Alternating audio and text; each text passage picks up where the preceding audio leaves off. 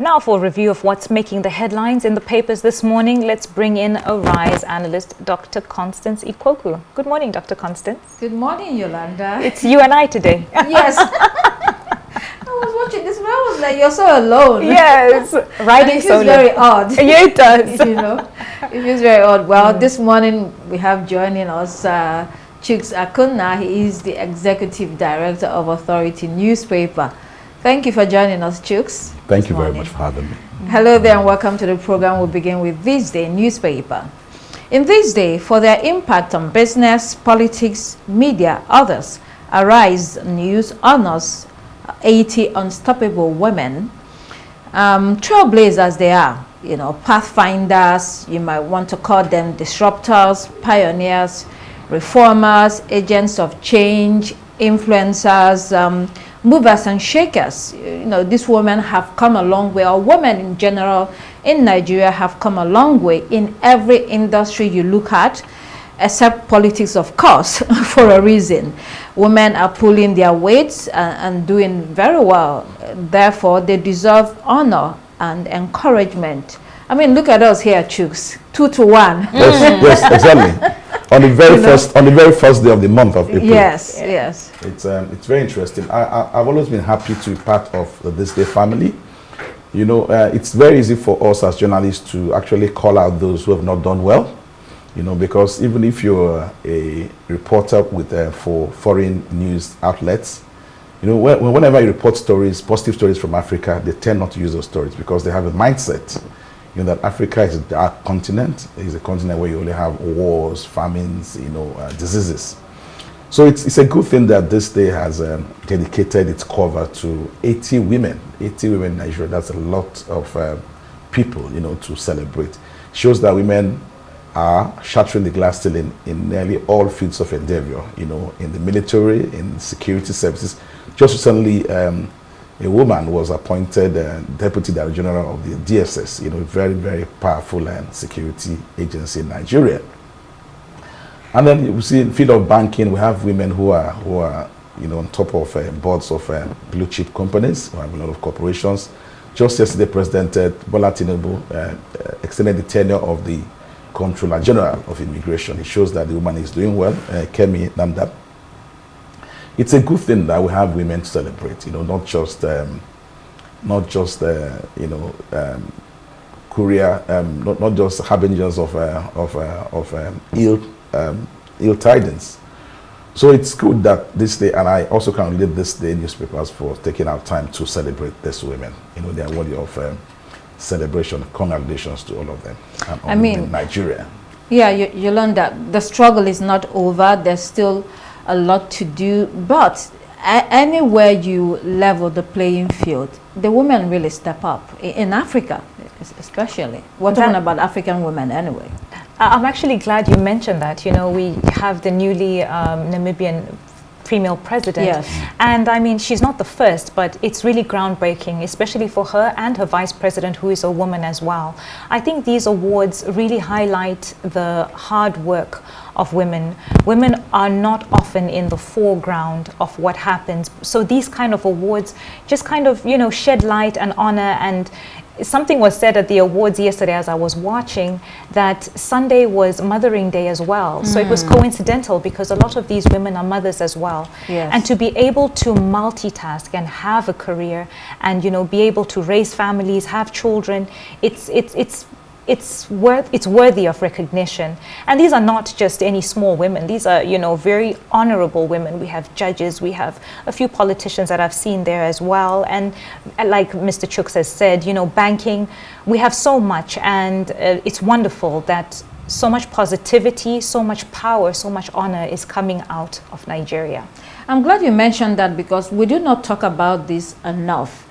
The fact that women have to carry or bear most of the weight of the home front. Yes. Even as they pursue their careers. You know, I mean, I used to, you know, be in the same room with women like Dr. Ngozi Okonjo-Iweala, yes, who has 4 kids, very successful 4 kids, doing really well. And one day I asked her what her biggest achievement in life is. She said, my kids, my children, they turned out great. They're doing well, even in the midst of all the years she was pursuing her career. So it's not an easy thing to do, but women have found ways to balance all of this. It's not that it is easy. They will tell you there are tested times, there are very difficult times, but they turn up, they show up, and they do what they need to do and what they have to do. So definitely a lot of encouragement for the women folk. Except in politics, we were saying, Chooks, that it's a ground that we have not broken yet, and we know the reasons for that. Yeah, I think we have cultural reasons.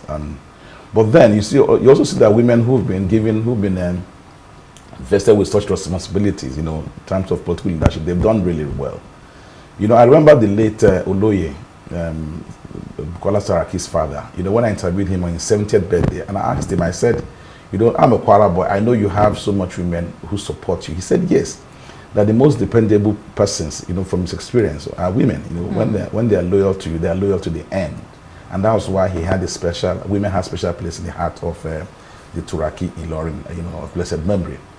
But like you said, it's not just in Nigeria. When did women start voting in the US, for instance?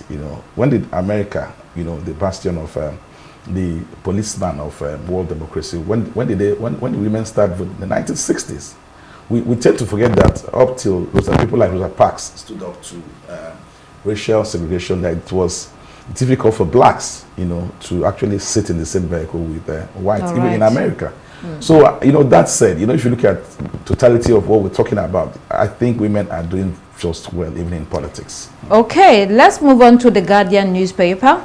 Fresh setback for AFCFTA, ECOWAS protocol over tariff by Sahel states. The Sahel states of Mali, Niger, and Burkina Faso imposed a 0.5% import duty on Economic Community of West African States goods from moving from those countries into their own. So that effectively ends the free trade across West Africa. I mean, this is not looking good at all, Chooks. Can you imagine if other West African countries begin to retaliate against these three nations? Yes, but you see, when you cut, I think they just cut in their noses to spite their faces. If you look at the three countries you mentioned, they are landlocked. They have no access to the sea. Yes. So most of the goods you're talking about, they come from states, countries with coastline.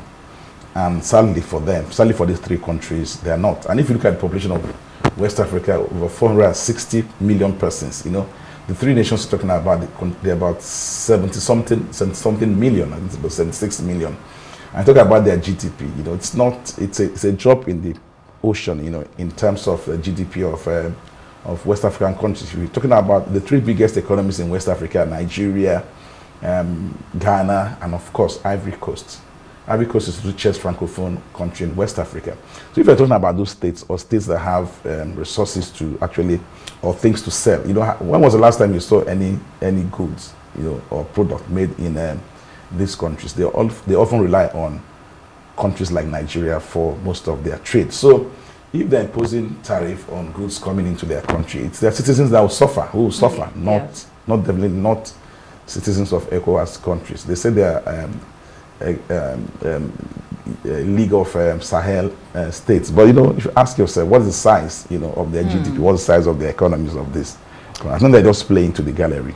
I don't know, they are creating further complications. African countries at this stage do not need trade barriers among them. They really want the movement of goods and people very freely. That's what will expand trade in the continent, and that's why we had the African Continental Free Trade Area Agreement. That's one of the reasons why that was set up, in order to boost cooperation within the continent. Let's look at Daily Trust this morning. Uromi killings, Edo governor visits victims' families. Governor Mondo Kwewolo described the killings as unfortunate and promised that justice will be served. The victims, who were from Kano, were returning to Port Harcourt when they were killed. The victims were armed with guns, and it was reported it might have been a case of mistaking them for terrorists, but the governor moved swiftly to calm the situation down. So many questions on this story. Jungle justice is not accepted. There's the issue of vigilantes. There's the issue of civilians also being armed and moving around. There's also the issue of in Nigeria when you do not condemn, you know, arbitrary killings of people in one part of the country, it happens in other places. Yolanda, if you want to jump in here. Absolutely. I think you've made a few very key points. The visit is good. I'm glad that he moved very swiftly with that. And just like you said, condemning it in the nick of time is very important. You know, there's rising tensions when it comes to insecurity in the nation. And this call for justice, I think, is just what we need right now. They said that the suspects have been brought down to Abuja for further investigations. And I hope that as this story begins to unfold, that justice truly will be served and that people will be held accountable for their actions. Another point that I have that I feel, you know, should really just ring a lot in the ears of many is the fact that this is not the first of its kind. And I worry that if this is not nipped in the bud appropriately, there will be more of this where people take the law into their own hands because of wrong profiling. Just, you know, and these vigilante groups, if they're not, I struggle for the word, but if they're not condoned properly, this could turn out to anybody being able to just do whatever they wish. If they see someone and suspect them of a crime, you know, or being a potential kidnapper, a potential robber, they can use that as a justification to take their lives. But it's a general insecurity in the country that Very created true. vigilante groups. And, Yes. and Chuks, also talking about hunters, they said they were hunters. What were they really hunting in Port Harcourt? Yes, I don't know. You know, dead men, they say don't bite. But Yes. then you ask yourself, you know, I know you have a lot of game in the north, you know, so you wonder what, because you have grassland. Normally you have more animals where you have grassland. That's why you have Eastern African countries, you know. You have parks like in Serengeti. You don't have, you hardly have animals in the coastal regions. Port Harcourt, if you talk about fishing, yes, you know, but, you know, I don't know. But, you know, like I said, dead men don't bite. But Yes. then it's also good that the governor visited Kano, you know, to douse tensions. I'm happy that religious and political leaders spoke out, you know, condemning, you know, the brutal killings, you know, in Nairobi. But it's also sad that a whole commissioner of police was head of the vigilante operations in Edo State. I understand he's been arrested by DSS. But, you know, I also fault the transfer of the suspects to Abuja. To Abuja. It's a federal republic. You know, when you commit crimes in Nairobi, you know, you have the Edo State Police Command, you have the Edo State Judiciary, you have Director of Public Prosecution in Benin City. You know, when people like Lawrence Anene, even during the military era, when Lawrence Anene was arrested, he wasn't brought to Abuja or Lagos for trial. He was tried by the Bendel Firearms Tribunal and actually dealt with. We see a lot of, yes, governors can actually handle that in their state. So I didn't still need for them to have been brought to Abuja. All right, let's see the Punch. Idel Fitri, low-key celebrations as Nigerians lament hardship. Many Muslims were reported to have, declined from celebrating in their usual style, given the high cost of living, surge in food, fuel, transportation. Cost is affecting everyone, you know, many weren't able to buy new clothes, this report says. I mean, the story of our lives in Nigeria within the last 2 years, the most shocking thing is that Nigerians seem to hardly flinch. They simply adjust and get on with it, jokes. Yes, I'm above 50 years, so I've celebrated over 50 Christmases, I've celebrated over 50 Eid al-Kabir in Nigeria. And there's nobody who will tell me that, you know, the succeeding year is better, has always been better than the preceding year. I mean, let's face it. And also, the issue of timing too didn't help matters. If you recall, as at 10 p.m. of the day, you know, Saturday, you know, people weren't sure. You know, there were conflicting messages from the Sultanate, you know, from the Muslim leadership about if Salah was going to hold on Sunday or if the moon had not been sighted. So a lot of people were caught off guard. It's where those who didn't have access to news outlets, you know, some of them felt that it was going to be Monday. So I think that also partially affected, was responsible for the low-key celebrations in certain parts of the country. Okay, Delhi Independent, Kogi government bans rallies, public gatherings, over security threats. Shall we also see New Telegraph? Because there's a story There's similar there. That headline says in New Telegraph, Natasha's homecoming event, Kogi bans rallies. Yolanda, well, the Kogi government says this is based on credible intelligence. The government says it's necessary, but it looks like there's more, that meets the eye here on the story. Well, I've learned very recently that in Nigerian politics, 1 + 1 does not always equals 2. But according to the story, I would like to stand with the Kogi government and believe that maybe this is for the best, because this situation has put the country in an upheaval, an unexpected one at that, for the past couple of weeks. And I think it's in good order to maintain public order. It's sparked a lot of controversy with, critics arguing that, okay, maybe this infringes on the rights of citizens to assemble, to express themselves.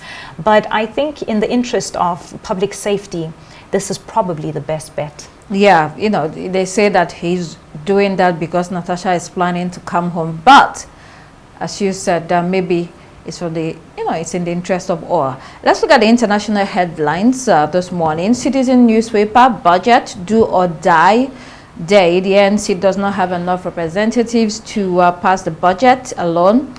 So it's going to be a tough one for it. And then let's move on to the Times newspaper. Public figures rally round Le Pen over election ban. The leader of the extreme right party National Rally, Marine Le Pen, has been convicted of embezzlement of campaign funds and barred from running in 2027 presidential election.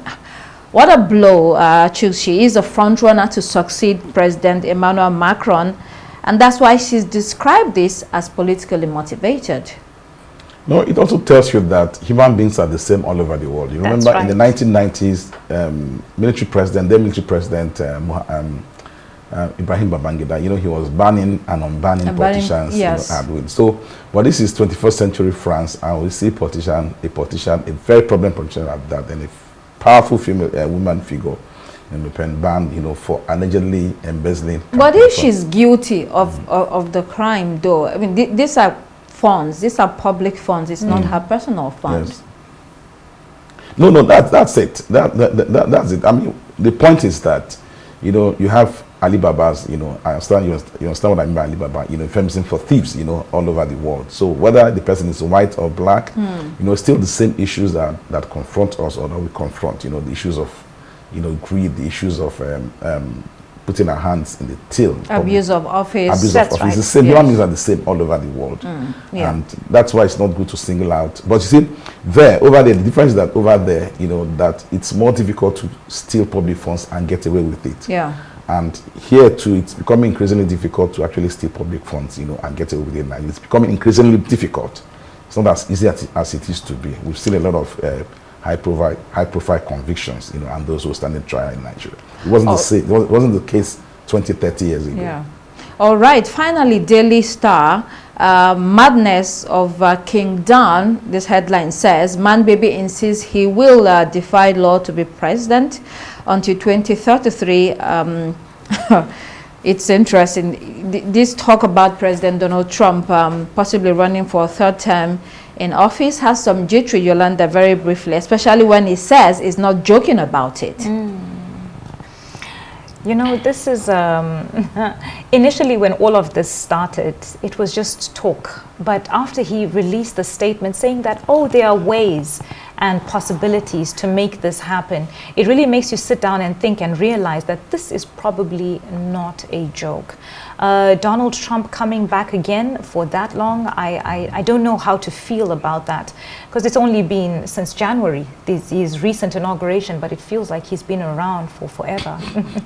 Well, I mean, if there's going to be any constitutional change, it will require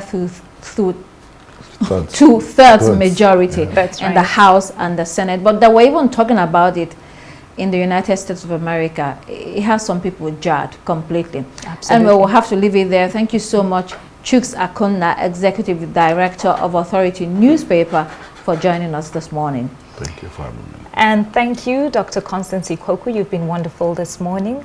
Unfortunately, that's all we have time for here on Daybreak. It's goodbye from me, Yolanda Robert. Please do keep it here on Arise News. The morning show is next. Goodbye.